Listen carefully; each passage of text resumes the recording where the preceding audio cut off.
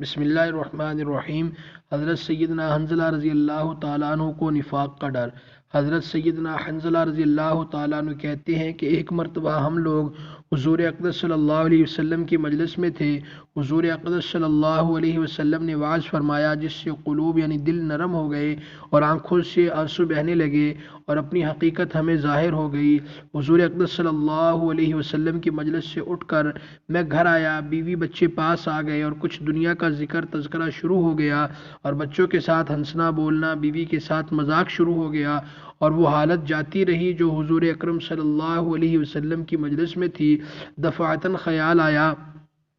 کہ میں پہلے سے کس حال میں تھا، اب کیا ہو گیا۔ میں نے اپنے دل میں کہا کہ تو منافق ہو گیا کہ ظاہر میں حضور اقدس صلی اللہ علیہ وسلم کے سامنے تو وہ حال تھا اور اب گھر میں آ کر یہ حالت ہو گئی۔ میں اس پر افسوس اور رنج کرتا ہوا اور یہ کہتا ہوا گھر سے نکلا کہ حنظلہ تو منافق ہو گیا۔ سامنے سے حضرت سیدنا ابو بکر صدیق رضی اللہ تعالیٰ عنہ تشریف لا رہے تھے۔ میں نے ان سے عرض کیا کہ حنظلہ تو منافق ہو گیا۔ وہ یہ سن کر فرمانے لگے کہ سبحان اللہ، کیا کہہ رہے ہو؟ ہرگز نہیں۔ میں نے صورت بیان کی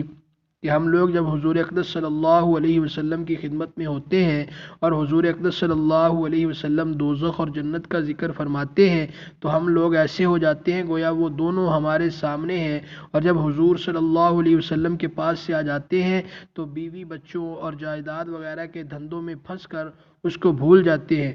حضرت سیدنا ابو بکر صدیق رضی اللہ تعالیٰ عنہ نے فرمایا کہ یہ بات تو ہم کو بھی پیش آتی ہے، اس لیے دونوں حضور اقدس صلی اللہ علیہ وسلم کی خدمت میں حاضر ہوئے اور جا کر سیدنا حنظلہ رضی اللہ تعالیٰ عنہ نے عرض کیا کہ یا رسول اللہ، میں تو منافق ہو گیا۔ حضور اقدس صلی اللہ علیہ وسلم نے فرمایا کیا بات ہوئی؟ حنظلہ رضی اللہ تعالیٰ عنہ نے عرض کیا کہ جب ہم لوگ آپ کی خدمت میں حاضر ہوتے ہیں اور آپ جنت اور دوزخ کا ذکر فرماتے ہیں تب تو ہم ایسے ہو جاتے ہیں کہ گویا وہ ہمارے سامنے ہیں، لیکن جب خدمت اقدس سے چلے جاتے ہیں تو جا کر بیوی بچوں اور گھر بار کے دھندوں میں لگ کر بھول جاتے ہیں۔ حضور اکرم صلی اللہ علیہ وسلم نے ارشاد فرمایا کہ اس ذات کی قسم جس کے قبضے میں میری جان ہے، اگر تمہارا ہر وقت وہی حال رہے جیسا میرے سامنے ہوتا ہے تو فرشتے تم سے بستروں پر اور راستوں میں مصافحہ کرنے لگیں، لیکن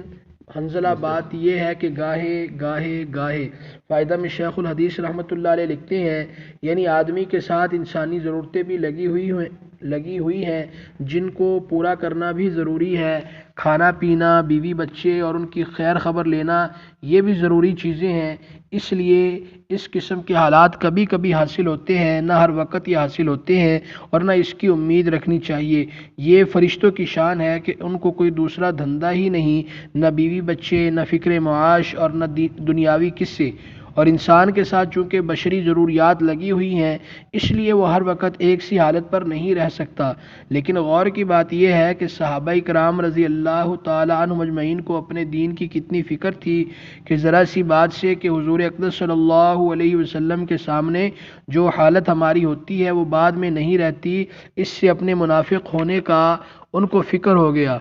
عشق است و ہزار بدگمانی، عشق جس سے ہوتا ہے اس کے متعلق ہزار طرح کی بدگمانی اور فکر ہو جاتا ہے۔ بیٹے سے محبت ہو اور وہ کہیں سفر میں چلا جائے، پھر دیکھیے ہر وقت خیریت کی خبر کا فکر رہتا ہے، اور جو یہ بھی معلوم ہو جائے کہ وہاں طاعون ہے یا فساد ہو گیا، پھر خدا جانے کتنے خطوط اور تار پہنچیں گے۔ اللہ تعالی ہمیں بھی حضرات صحابہ اکرام رضی اللہ تعالی عنہ مجمعین کی طرح اللہ کا خوف نصیب فرمائے اور اللہ کی ذات الہی کا ڈر اور توجہ اور دھیان والی زندگی اللہ ہمیں نصیب فرمائے، آمین یا رب العالمین۔